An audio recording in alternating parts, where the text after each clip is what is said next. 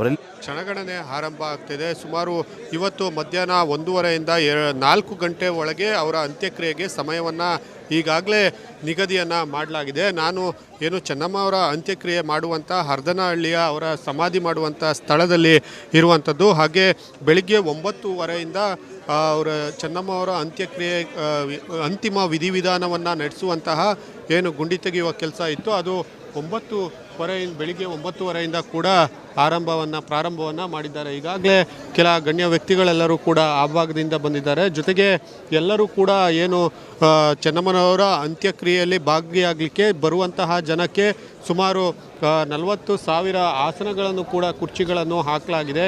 ಇನ್ನೂ ಕೂಡ ವ್ಯವಸ್ಥೆಯನ್ನು ನಿರಂತರವಾಗಿ ಮಾಡಲಾಗ್ತಾ ಇದೆ.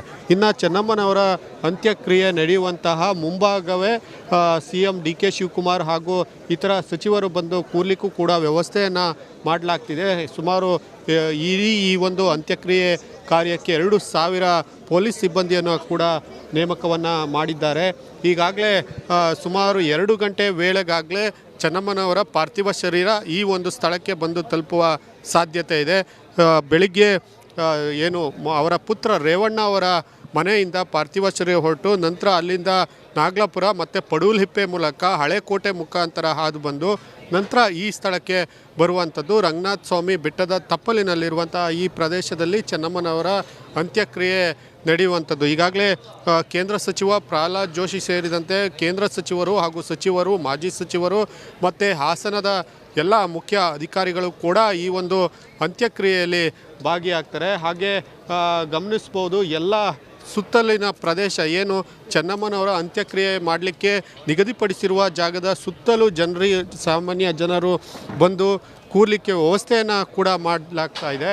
ಹಾಗೆ ಜನರು ಕೂಡ ತಂಡೋಪತಂಡವಾಗಿ ಚೆನ್ನಮ್ಮನವರ ಅಂತ್ಯಕ್ರಿಯೆಯಲ್ಲಿ ಭಾಗಿಯಾಗಲಿಕ್ಕೆ ಬರ್ತಾ ಇದ್ದಾರೆ. ಹಾಗೆ ಸುತ್ತಲೂ ಕೂಡ ಸಾಕಷ್ಟು ಸಂಖ್ಯೆಯಲ್ಲಿ ಜನರು ಆಗಮಿಸುವುದರಿಂದ ಇಲ್ಲಿ ವಾಹನ ದಟ್ಟಣೆ ಕೂಡ ಹೆಚ್ಚಾಗ್ತಾ ಇರುವಂಥದ್ದು ನೋಡ್ಬೋದು.